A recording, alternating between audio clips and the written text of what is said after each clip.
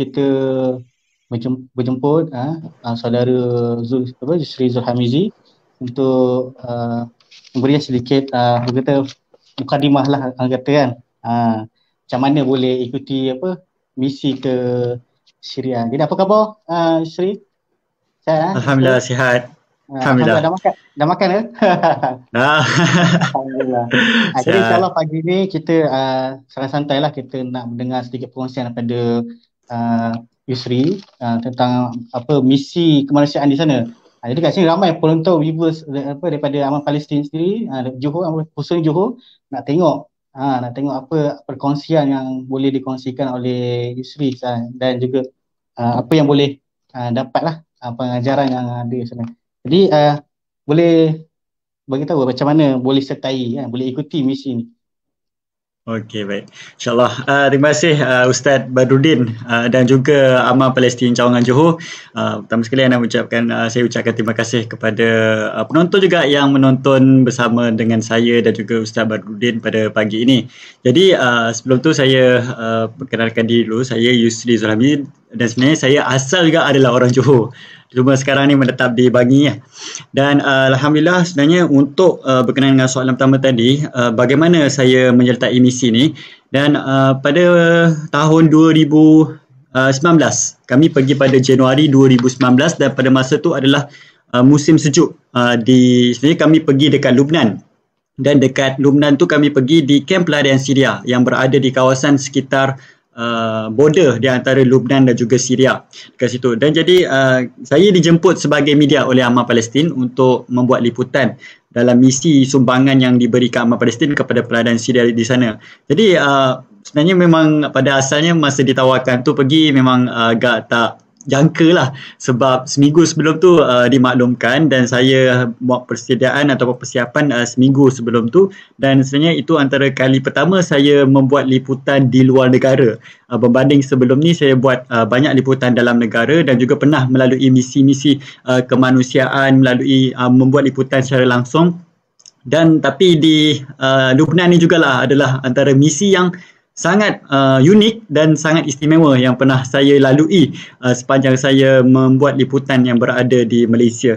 Dan juga kami berada di Lubnan iaitu di kamp pelarian selama 15 hari, dan saya difahamkan sendiri oleh pihak Amal Palestin yang mana kami pergi di sana adalah tim yang pertama pergi di sana menghantar terus bantuan kepada pelarian Syria di sana. Kalau sebelum ni mungkin Amal Palestin bekerjasama dengan NGO di sana dan bantuan disalurkan melalui NGO di sana terus kepada pelarian di sana, tapi pada kali ini daripada pihak tangan kami sendiri yang memberikan bantuan tu kepada tangan pelarian Syria di sana. Jadi daripada sumbangan tabung Amal Palestin kami terus bawa kepada di sana.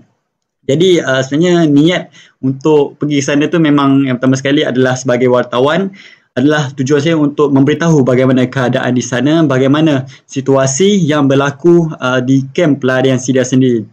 Seperti tadi anda boleh lihat yang mana satu iklan video, sebenarnya saya sudah menyiapkan 10 episod untuk iaitu travelog perjalanan kami di sana, bagaimana cuaca di sana, bagaimana keadaan di sana. Cuma pada hari ini saya mungkin akan berkongsi sedikit perbezaan apa yang saya tidak masukkan dalam video tersebut. Jadi kepada anda mungkin ada masa lapang nanti boleh tonton video sebanyak 10 episod tu dekat YouTube. Boleh type je Travelog TV dari Malaysia untuk Syria.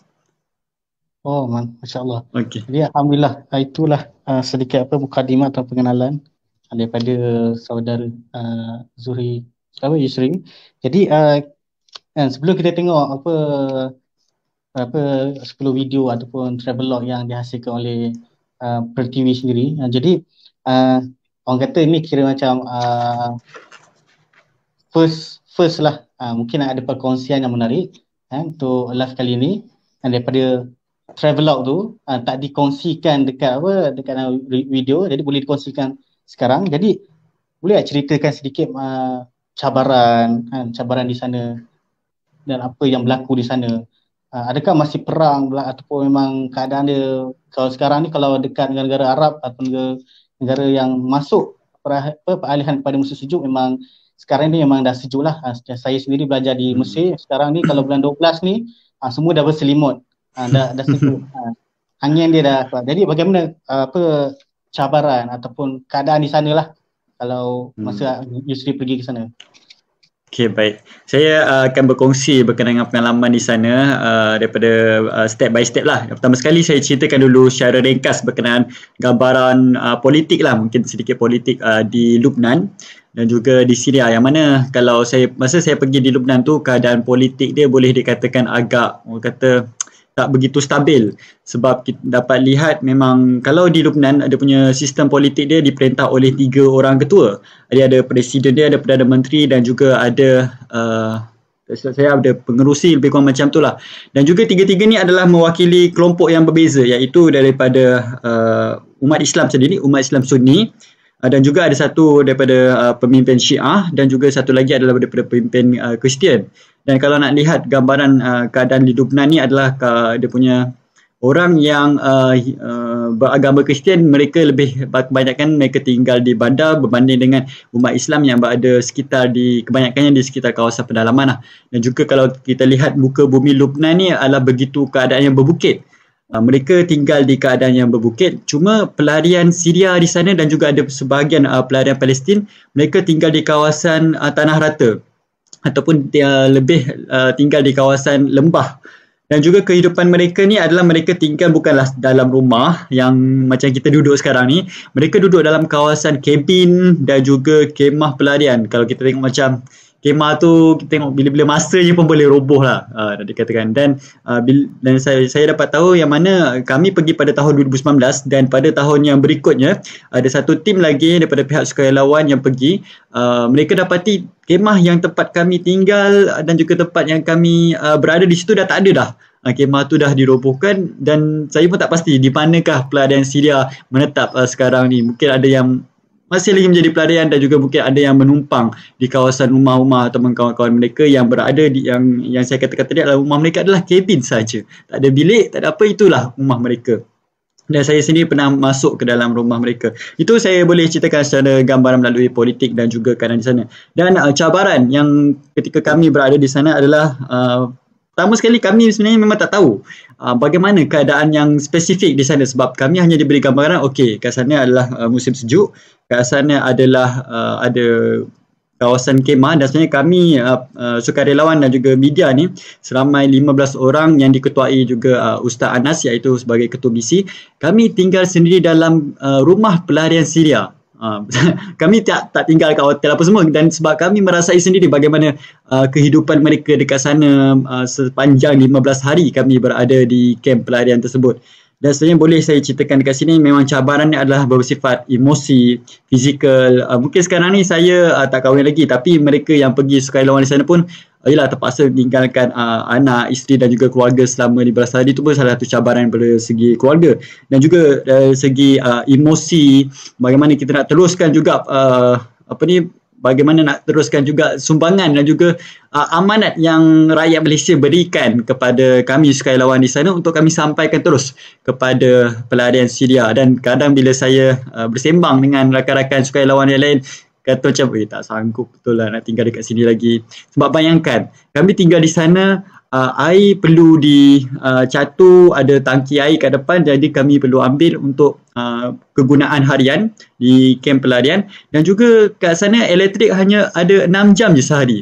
Time waktu 6 jam tu lah cas telefon lah, benda macam kami media lagilah banyak benda nak kena perlukan tenaga kan, contoh macam kamera, bateri lampu dan juga pelbagai lagi telefon semua. Jadi itu pun agak memberikan cabaran kepada kami. Dan pada waktu musim sejuk ni berbeza dengan waktu lain yang mana bateri telefon apa semua akan cepat habis.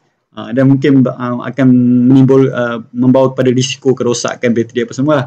Dan juga apa yang boleh saya nyatakan juga, cuaca sejuk di sana sehingga kalau waktu pagi tu kami lalui sehingga 2 darjah Celsius, keadaan sangat sejuk. Dan kalau pada waktu malam sehingga mencecah negatif 5 darjah Celsius. Itu memang saya nak tunjukkan gambaran kepada anda lah. Dan kalau anda tengok ada satu episod yang kedua dalam Travelog tadi, yang mana pada hari kedua kami di sana masa tu memang tengah hujan salji. Dia punya sejuk dia memang sangat terasa lah. Saya pakai 4-5 helai baju pun masih dalam keadaan sejuk lagi keadaan di sana. Apatah lagi rakyat Syria yang ada dekat sana, mereka hanya memakai baju dua lapis lah paling tebal saya rasa. Dan kebanyakan mereka hanya selai, selai, dan ada juga yang memakai selipar sahaja. Sukar untuk saya gambarkan dalam, bukanlah kita nak cakap mereka dah biasa apa semua, tapi sebenarnya nak nampakkan mereka ni kurang kemampuan ketika mereka berada di sana, di kem-kem pelarian itu. Kemudian keadaan di sana memang telefon bimbit apa semua memang susah sikit lah kami nak hubungi, sebab satu line internet apa semua memang tak ada lah, dan juga kami menggunakan wifi itu pun agak kongsi-kongsi lah kan, mana sebab kami nak hantar video, nak hantar footage, nak hantar pelbagai lagi kan, rakaman-rakaman yang kami buat tu untuk kami sampaikan di studio kami lah. Jadi itu berkenaan dengan cabaran yang saya boleh kongsikan untuk peringkat awal. Dan seterusnya keadaan di sana saya lihat daripada gambaran dari segi wartawan lah. Sebenarnya bila saya kaji, rupanya lebih daripada 1.4 juta peladan Syria yang berada di kawasan Lubnan. Ada yang sebagainya mereka masuk ke kawasan Lubnan melalui tiket yang sah, melalui pasport semua. Tapi ada sebahagian mereka terpaksa mereka masuk ke kawasan Lubnan ini disebabkan desakan hidup. Mereka lari daripada medan pertempuran, lari daripada kawasan tanah mereka yang dibom, dan sebahagian besar daripada mereka terpisah sendiri dengan keluarga-keluarga mereka sendiri. Dan juga di Lubnan, yang mana di Lubnan merupakan kem kedua terbesar selepas Turki. Turki merupakan mempunyai kem peladan Syria yang paling besar. Kemudian Lubnan adalah yang kedua mengadakan kem peladan Syria di Lubnan sendiri. Dan juga boleh saya nyatakan juga yang mana kebanyakan pelarian di sana hidup di kem peladan itu lebih daripada 10 tahun. Bayangkan kita hidup dalam rumah ni macam dah biasa semua. Mereka ni daripada tak biasa hidup di kem peladan sehingga menjadi kebiasaan dan menjadi itulah kehidupan mereka sendiri. Kalau tengok kanak-kanak ni, mereka ada yang tak pernah merasa pun bagaimana suasana rumah, bagaimana suasana kediaman yang sepatutnya, dan mereka menganggap kem pelarian kontena yang berbentuk segi empat itulah rumah mereka. Dan juga cuaca di sana yang seperti saya nyatakan tadi berlaku sehingga -2 darjah Celsius pada waktu malam. Dan ada satu ketika itu kan, kami datang memberi bantuan pada keadaan tengah-tengah malam sekitar pukul 10-11, sebab kat sana waktu malam dia awal pukul 5 je dah maghrib. Cuaca kat sana waktu sejuk ni, malam dia panjang, dia punya siang dia agak pendek. Jadi kalau pukul 9, pukul 10, 11 tu memang dah ikutkan dah macam dah tengah malam lah, lebih kurang pukul 1, 2, 3 pagi lah dekat Malaysia kan. Jadi keadaan dekat sana sehingga kan kami ketuk daripada satu pintu ke pintu, memberi sumbangan, sampaikan ada sebahagian pelarian Syria dekat sana memberikan kami seolah-olah seperti Santa Claus kan, membawa barang dan juga bantuan bagi hadiah kepada mereka daripada rumah ke rumah. Itulah istilah yang mereka berikan kepada kami. Dan juga keadaan di sana memang agak sangat menyedihkan lah, keadaan sangat susah, dan saya sendiri pun kadang agak terhentilah untuk menyampaikan sumbangan. Kadang macam tak sampai hati kita nak melihat keadaan mereka di sana. Okay, Ustaz Badrul, kalau ada apa-apa soalan boleh terus tanya pun tak apa. Takut saya shock sendiri. Okey, setakat ni.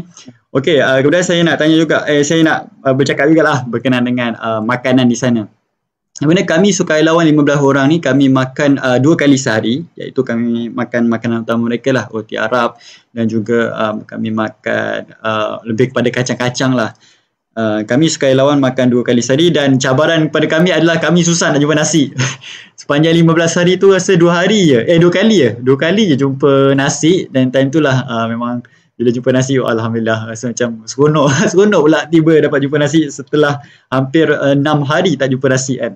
Dan tapi apa yang itu terpaksa kita pergi dekat Pekan sikit. Sebab kami berada di Lembah Bikar tu, di kem pelarian, dan sebenarnya daripada tempoh perjalanan tu nak ke Pekan tu lebih kurang dalam setengah jam. Baru tu lah dapat merasai nasi. Itu pun nasi Arab nasi mandi, maklubah semua. Nasi Arab. Kemudian apa yang boleh saya kongsikan sikit, itu keadaan kami makan 2 kali sehari. Tapi bagaimana keadaan pelarian Syria ni, yang bagaimana makanan mereka, bagaimana mereka harian mereka punya pemakanan. Dan bila saya telusuri, bila saya pergi daripada rumah ke rumah dan mendengar perkongsian sendiri daripada mereka, ada di antara mereka yang tak dapat makan 2 hari. Sampai 2 hari tak dapat makan sebab terputus bekalan makanan. Dan juga ada yang susah tu kita tahulah, tapi ada juga yang dikatakan terputus bekalan makanan disebabkan berlaku ribut salji di kawasan-kawasan terutama kawasan-kawasan pegunungan dan di kawasan-kawasan tinggi. Sebab orang nak hantar bekalan makanan pun tak sampai dekat sana sebab salji yang begitu tebal, keadaan jalan pun telah ditutupi oleh salji. Dan ada satu masa tu kami pergi di kawasan Arsal. Di kawasan Bukit Arsal ni merupakan kawasan sepadan antara kawasan sepadan antara negara Lubnan dan juga negara Syria. Dan dekat situ baru kami tahu 2 hari mereka telah terputus bekalan makanan dan juga terputus bekalan minyak pemanas. Sebab setiap rumah mereka ni ada satu pemanas yang disediakan untuk memanaskan badan mereka, dan pemanas tu memerlukan minyak tanah. Jadi kamilah yang datang dan hadir membawa pemanas dan juga makanan, bekalan makanan kepada mereka. Dan juga apa yang lebih saya agak tersentuh lah melihat keadaan pelarian Syria tu, pada satu ketika di Lembah Bikah, kami pada masa tu kami berjalan ke satu camp. Dia punya camp pelarian tu agak dekat lah, lebih kurang dalam 300 meter lah daripada satu kawasan ke kawasan. Jadi kami hanya berjalan kaki aja untuk sambil membawa bantuan. Bantuan tu dibawa melalui satu bas mini di dalam tu. Dan juga ada beberapa kereta lah membawa kotak-kotak pack makanan dan semua. Jadi semasa kami berjalan melalui satu camp ke camp yang lain, tiba-tiba ada satu ladang macam kawasan kebun lah. Dan kalau tak salah saya ada sayur, saya tak pasti sayur kobis ke, lebih kurang sawi macam tu lah. Dan apa yang saya nampak, tuan tanah melepaskan biri-biri untuk memakan sisa-sisa makanan. Maksudnya sayur tu telah dipungut, cuma ada sisa-sisa makanan yang tinggal dekat kawasan di tanah tersebut. Tapi apa yang memeranjatkan saya adalah biri-biri ni berebut dengan pelarian-pelarian Syria. Pelarian Syria ni pergi dekat kebun tu, mereka kutip makanan, sisa-sisa makanan sayur tu yang ada dekat situ. Saya nak menggambarkan betapa susahnya keadaan mereka, sehingga kan baki ataupun sayur yang mereka lihat boleh makan lagi pun mereka akan ambil, mereka akan makan. Itulah keadaan yang boleh saya kongsikan lah, bagaimana mereka begitu kata agak struggle untuk mendapatkan makanan sampai macam tu sekali. Dan juga untuk makluman penonton juga, semasa di sana ada satu kawasan camp pelarian tu, di situ ada sebuah kilang yang didirikan oleh pihak NGO di sana, iaitu URDA. Dan juga kilang ini dia akan menghasilkan roti, dan mereka akan menghasilkan roti melalui berapa banyak sumbangan yang diberikan. Kalau pada masa tu ada sumbangan yang diberikan, maka mereka akan bekerja terdiri daripada pelarian Syria sendiri yang berada di kamp tersebut. Mereka akan bekerja dan mereka akan menghasilkan roti sendiri dan diagihkan kepada semua rakan-rakan mereka yang berada di kamp pelarian itu. Jadi itu bab makanan. Okey, ada banyak lagi bahagian yang boleh saya sentuh kat sini. Antaranya juga adalah berkenaan dengan keadaan pelarian itu sendiri. Saya sempat bertemu dengan beberapa pelarian Syria, termasuklah memasuki rumah mereka dan melihat sendiri suasana rumah mereka. Cuma ada yang seorang ni, dia seorang lelaki, mata dia tidak nampak lah, dah buta lah.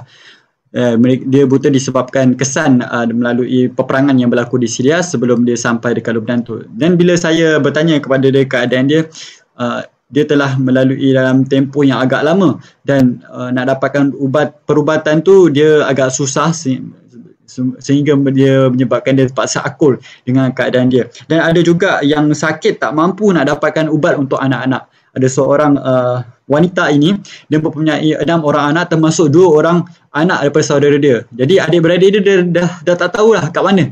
Ada yang terpisah, ada yang dah meninggal. Jadi mereka dah tak tahu dah. Jadi wanita tersebut mengambil inisiatif untuk menjaga sendiri anak-anak dia dan juga anak saudara dia, sehingga mereka tak mampu nak beli ubat. Mereka tak ada duit dan mereka tak ada akses, tak dapat akses untuk beli ubat. Itu antara kesukaran yang mereka alami. Kalau kita sekarang ni kita nak pergi ubat ke apa, boleh jalan lah, pergi farmasi apa semua, tapi mereka tak ada benda tu. Dan juga ada seorang lagi yang saya jumpa adalah seorang OKU, seorang wanita yang saya kira lebih kurang umur dalam 50-an. Dan dia telah terpisah dengan suami dia lebih daripada 20 tahun dan sekarang ni dia tinggal dengan anak dia. Wanita tu tak boleh berjalan dah. Dan bila kami datang ke rumah mereka, kami bagi bantuan, mungkin kalau macam kita bagi bantuan biasa, orang cakap terima kasih apa semua. Tapi mereka ni satu keadaan yang kita boleh ambil nilai yang baik daripada mereka. Bila kita bagi bantuan kepada mereka, mereka mendoakan kebaikan kepada kita kan. Mereka mendoakan segala kerahmatan dan juga keberkatan supaya Allah limpahkan kepada kita. Dan sebenarnya itu merupakan satu doa yang saya kira doa yang sangat mahal. Sebab doa-doa orang yang teraniaya ni adalah antara doa yang akan dimustajabkan oleh Allah SWT. Dan bila mereka doakan kita ni, saya rasa agak tersentuh lah dekat situ. Dan juga mereka sangat gembira apabila kita memberikan hadiah dan mereka sama alu-alukan kehadiran kita ke rumah mereka walaupun kita tengok keadaan rumah mereka agak seperti yang sedia ada macam tu saja kan. Tak ada bilik, cuma ada ruang, kat situlah tempat mereka tidur, kat situlah ruang tamu mereka. Dan pakaian mereka kalau nak cerita pakaiannya memang tak cukup lah. Baju keadaan musim sejuk kadang pakai baju musim panas. Mereka hanya pakai apa pakaian yang sedia ada saja. Itu keadaan mereka dan seperti yang saya kata pada awal tadi, ada sebahagian mereka kanak-kanak ni mereka pakai slipper je kan. Kami ni dah lah sejuk, kaki semua dah pucat apa semua, itu pakai boots apa semua kan. Kadang sebagai pada kami sukarelawan pun sebab baru yang first time merasai musim sejuk, ada yang hidung berdarah lah dan keadaan kulit menggelupas apa semua. Tapi mereka ni seolah-olah dah lali dah dengan perkara tu. Dan bila saya bercerita menyentuh sikit berkenaan dengan kehidupan kanak-kanak, yang mana kanak-kanak di sana agak ramai lah, dan majoriti daripada peladan Syria ni adalah sebenarnya terdiri daripada kanak-kanak. Kanak-kanak ni tak seperti kanak-kanak di Malaysia, sangat jauh kehidupan mereka. Mereka tak ada peralatan permainan seperti kanak-kanak yang sedia ada dan kehidupan mereka tidak merasai kehidupan yang sebenar kanak-kanak. Seperti mana yang kalau ada satu lagu yang sangat terkenal kan, Atuna Tufuli tu, berikanlah waktu kecil aku kan, yang bermaksud memberikanlah waktu kecil aku tu. Memang betul sebenarnya dalam lagu tu, kanak-kanak di sana peladan ni mereka tak dapat merasai pun kehidupan bebas seorang kanak-kanak. Mereka tak dapat rasai bagaimana sebenarnya kehidupan kanak-kanak. Kalau mereka nak main pun, mereka main apa yang sedia ada je. Contoh macam kalau kita kat sini main tali skipping kan, mereka carilah apa-apa yang berkaitan dengan tali, macam perca-perca kan, biar cebisan-cebisan kain semua mereka kumpul-kumpul, lepas tu mereka main sendiri sama mereka. Dan juga kalau ada bola pun, bola yang paling cantik yang mereka adalah bola yang buruk dan bola yang bocor lah. Kalau kita kat sini dah buang bola tu. Tapi saya pun sempat bermain dengan kanak-kanak tersebut. Memang agak kelakar juga lah bila kita main bola bersama mereka, bola tu akan kepes, dan setiap kali kepes mereka akan tiup dan main semula. Dan bila saya bermain dengan mereka, mereka sangat suka dan sehingga mereka seolah-olah tak nak terpisah dengan saya, sehingga mereka pegang tangan saya, ajak main lagi, walaupun pada waktu tu kami terpaksa pergi ke kemah pelarian Syria lain dan kami terus, dan saya pun terpaksa ikut sukarelawan yang lain dan meninggalkan mereka. Dan sebenarnya nak ceritakan juga berkenaan dengan kanak-kanak itu, yang saya ceritakan adalah kanak-kanak yang orang kata kanak-kanak yang sihat, kanak-kanak yang mampu berjalan dan mampu dari segi fizikal dan juga emosinya. Tapi ada sebahagian kanak-kanak di sana, sebahagian kanak-kanak ini mereka menerima tekanan mental, mereka menerima tekanan perasaan. Ada sebahagian kanak-kanak ni mereka melihat sendiri ibu dan ayah mereka meninggal dunia di depan mata mereka. Bayangkan, dalam rumah mereka, tiba-tiba dah hidup dalam keadaan biasa, tiba-tiba datang bom menghancurkan rumah mereka sekali mata, dan mereka dapat melihat ayah dengan ibu mereka berdarah depan mata mereka, dan mereka tak mampu nak buat apa-apa melainkan mereka ni meraung dan menangis. Dan itu memberikan kesan kepada diri mereka, memberikan tekanan emosi dan mental. Dan pada waktu itu kami Amal Palestin bersama dan juga NGO di sana, pihak URDA, kami melawat di satu sekolah, dikatakan lebih kurang nak saya katakan sekolah tu bukanlah satu sekolah yang betul-betul official, tapi mungkin lebih pada pusat tuition atau pusat rawatan. Dan di sini mereka membuat didikan secara terapi jiwa kepada mereka, menyanyi, melukis, mewarna. Mereka cuba untuk menghiburkan perasaan kanak-kanak pelayaran Syria di situ, dan saya sempat bersama-sama dengan mereka. Dan bila saya dengar sendiri daripada penjaga-penjaga mereka, ada yang dikatakan kanak-kanak memang ada yang kaku, sampai kaku tak buat apa-apa. Mereka termenung, tak dapat apa-apa sebab masih memikirkan trauma yang mereka hadapi apabila mereka nampak ibu dan ayah sendiri meninggal dunia di depan mata mereka. Ada yang mereka ni memang terus terputus hubungan dengan ibu dan ayah mereka, dan ada sebahagian mereka juga ni tak ada pun mak ayah, dan mereka akan dibela oleh pelayaran-pelayaran Syria yang lain yang sudi untuk mengambil mereka sebagai anak angkat. Macam tu sekali lah. Dan juga antara perkara-perkara yang saya lihat satu benda yang sangat besar juga, kanak-kanak Syria yang lahir di Lubnan ataupun bayi yang lahir di Lubnan ini, mereka tidak ada identiti diri. Kita mungkin kat Malaysia kita ada surat beranak dan juga IC, tapi mereka ni tak tahu mereka ni nak warga negara apa, sama ada warga negara Lubnan ataupun warga negara Syria. Dan sebenarnya kerajaan Lubnan sendiri pun tidak meletakkan, tidak memberikan taraf kewarganegaraan kepada pelayaran-pelayaran Syria yang lahir di kawasan di negeri Lubnan itu. Jadi mereka ni akan terus menjadi pelarian. Tak ada identiti diri, tak ada warga negara, dan juga mereka ni hidup pun dalam keadaan pelarian, mereka akan terus menjadi pelarian. Jadi itu yang saya dapat gambarkan berkenaan dengan situasi kanak-kanak pelarian Syria di sana. Mungkin saya akan kembali semula lah kepada Ustaz Badrudin. Mungkin ada apa-apa soalan lain ke nak tanya ke? Ya, tuan, saya terkesima kan mendengar sedikit perkongsian daripada Yusri. Terdiam saya mendengar bagaimana perasaan, bagaimana keadaan di sana. Saya pun ya Allah, keadaan memang sangat dahsyat lah, musuh sejuk kan. Dalam keadaan mereka nak membantu keluarga, nak membantu nak bagi makan, nak cari makanan. Jadi ada juga NGO-NGO daripada luar negara datang bantu mereka untuk orang kata Allah dah susun semua ni kan. Jadi walaupun mereka diuji macam tu sekalipun, Allah masih susun untuk ada orang datang ke adik mereka untuk bantu mereka. Jadi kat sini ada soalan. Maaf jika saya bertanya, rakyat Palestin dan Syria di sana, mereka akan tunggu bantuan daripada NGO atau mereka juga ada lakukan pekerjaan sampingan bagi menampung kehidupan mereka? Itu soalan dia. Ada ke NGO yang sama ada dia mengharapkan NGO tu bantu dia ataupun dia ada kerja sampingan dekat Syria? Okey, baik. Ini satu soalan yang sangat menarik lah, dan juga suka untuk saya kongsikan. Yang mana sebahagian tadi saya ada kongsikan sedikit saja. Ada sebahagian pelarian Syria, mereka bekerja di kilang yang disediakan oleh pihak UDA NGO di sana, dan mereka akan menghasilkan roti untuk diberikan kepada rakan-rakan pelarian Syria yang lain. Itu sebahagian yang bekerja dengan pihak NGO.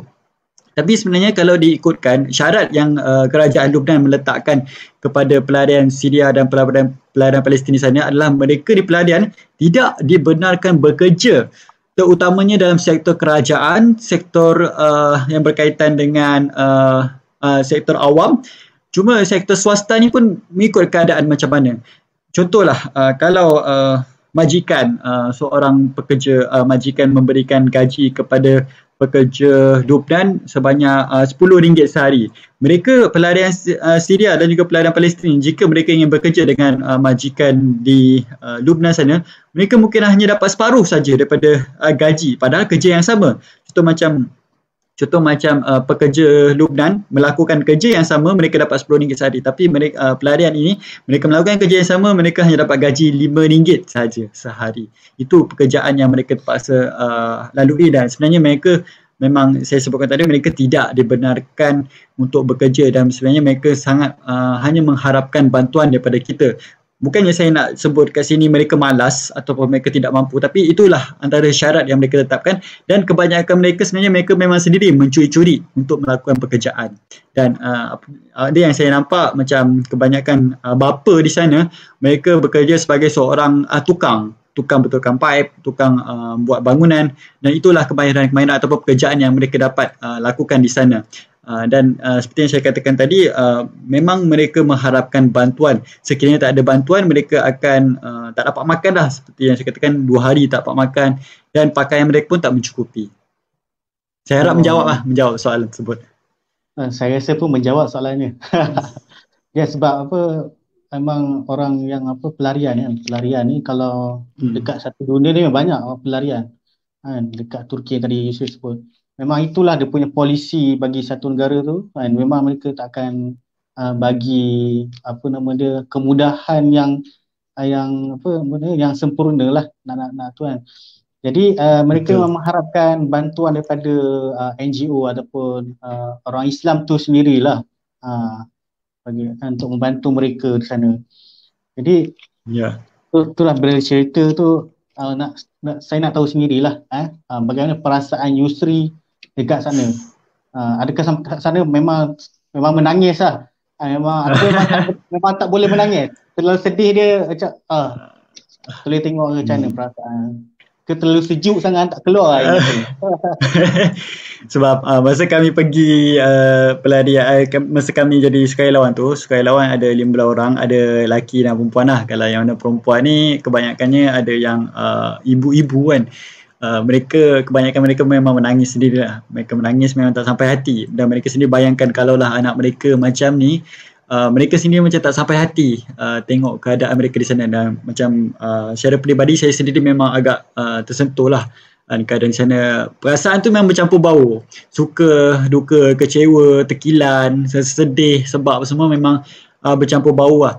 Dan juga apa yang boleh saya kongsikan juga, bila kita dapat menggembirakan hati orang-orang yang teraniaya ni adalah satu, orang kata satu manfaat yang besar yang kami boleh berikan kepada mereka. Contoh macam saya ceritakan tadi, bila saya dapat menggembirakan keadaan anak-anak di sana, saya rasa sangat berpuas hati dan saya sangat seronok. Dan bila kita dapat memberikan bantuan daripada tangan ke tangan mereka, itu adalah satu ungkapan yang sangat seronok. Apatah lagi mereka ni mendoakan kita. Bukannya mendoakan kami sukarelawan, tapi mereka mendoakan seluruh rakyat Malaysia yang memberi bantuan kepada mereka. Itu yang saya dapat kongsikan dan gambarkan. Dan semasa hari terakhir, hari yang ke-15 kami berada di sana, ada kebanyakan kanak-kanak ni sampai kepit tangan dan kaki kami, tak nak bagi balik. Dan sebagainya, memang kata macam nak ikut balik lah apa semua. Jadi satu perpisahan yang sangat berat sebenarnya kami tinggalkan di sana. Dan sebenarnya bila hari terakhir tu kami agak tertanya-tanya jugalah, adakah cukup sebenarnya bantuan yang kami berikan kepada mereka. Sebenarnya memang tak cukup. Kan banyak lagi bantuan yang diperlukan oleh mereka, terutama pada musim sejuk ni. Mereka begitu keadaan yang sangat sukar dan sangat memerlukan. Wallahualam. Baik. Jadi apakah mesej yang boleh bagi sebagai seorang wartawan yang datang buat liputan di sana, yang boleh disampaikan kepada semua yang menonton live kita pagi ni? Okey, baik Ustaz Badruddin. Yang mana sepanjang hidup saya, sepanjang saya pergi misi membuat liputan, kebanyakan di Malaysia, saya pernah pergi ke kawasan pendalaman, kawasan di Pahang dan juga kawasan di Kedah. Saya tidak dapat melihat lagi keadaan yang begitu susah seperti mana yang dilalui oleh pelarian-pelarian Syria di Lubnan. Mereka hidup dalam keadaan, orang kata, kalau kita kat Malaysia, susah pun mereka masih ada tempat berteduh. Tapi pelarian di sana, mereka memang tidak ada tempat berteduh, sebahagian mereka menjadi gelandangan. Dan juga mereka, kalau kita kat sini masih diberi peluang pekerjaan, tapi mereka kat sana, mereka tidak dibenarkan bekerja dan mereka terpaksa mencuri-curi untuk bekerja, untuk mereka survive kehidupan mereka. Jadi itu yang saya nak gambarkan kepada penonton, yang mana tanggungjawab kita sebagai umat Islam, kita adalah perlu membantu saudara-saudara Islam kita yang dalam keadaan susah. Dan kesusahan yang mereka alami ni, apabila diberikan bantuan, apabila diberikan keringanan, mudah-mudahan ia memberikan pahala yang besar kepada diri kita dan juga mendapat manfaat apabila kita dalam keadaan susah nanti. Mudah-mudahan itu yang akan menjadi ganjaran kita di akhirat kelak, insyaAllah. Wallahualam. Jadi jazakallah khair kepada Yusri. Ada soalan lagi daripada Nordin Hashim. Alhamdulillah. Apakah pandangan Yusri tentang masa depan pelarian Syria yang berada di sana? Adakah mereka ni maksudnya mereka akan selamat untuk kembali ke Syria? Okey, soalan yang diajukan oleh rakan sukarelawan sendiri. Okey, saudara Nordin Hashim.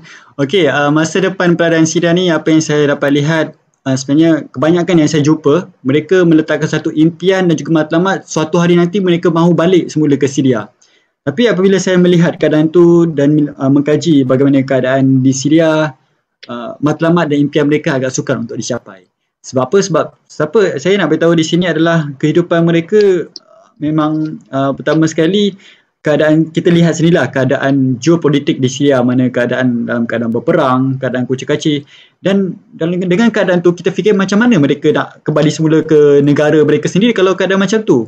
Jadi mereka, saya nampak di sini mereka akan terus menjadi pelarian, dan mungkin satu masa nanti bangsa Syria sendiri mungkin akan terlupus di dalam negara kita.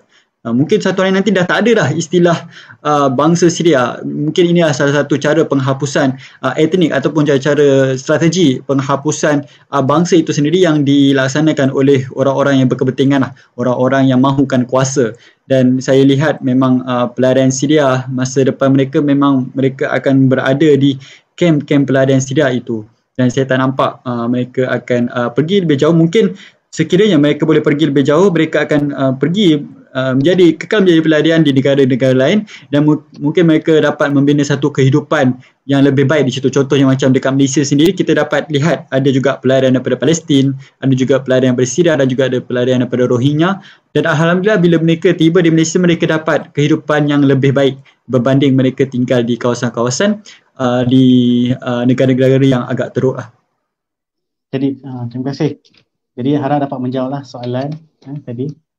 Jadi itulah perkongsian yang memang menarik dan boleh tonton secara detail perkongsian vlog di Tuber TV dah ditayangkan. Betul? Sudah ditayangkan di Facebook dan YouTube Tuber TV. Ada kat situ.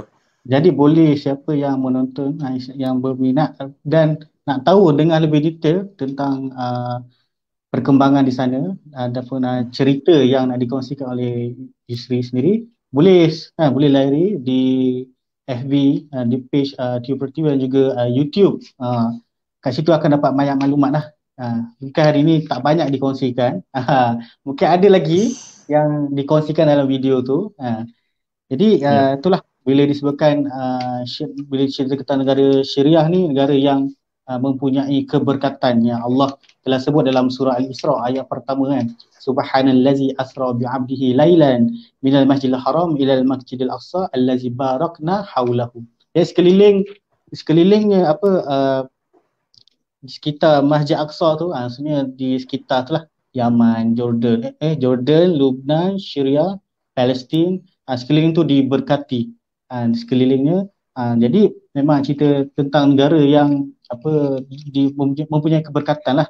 Jadi memang diceritakan tentang bumi Syam ni memang banyak lah, dan ada sehingga memang ada hukum wajib untuk kita bagi setiap pimpin orang Islam ni untuk menyatakan sokongan dan dukungan kepada Syariah lah, untuk memerangi untuk membebaskan negara mereka. Akhirnya pelarian Syariah pada serata dunia, hampir serata dunia mereka ni pergi untuk menyelamatkan diri. Akhirnya mereka boleh kembali kepada Syariah. Macam itu juga Palestin, satu hari insyaAllah kita akan bebaskan Palestin lah.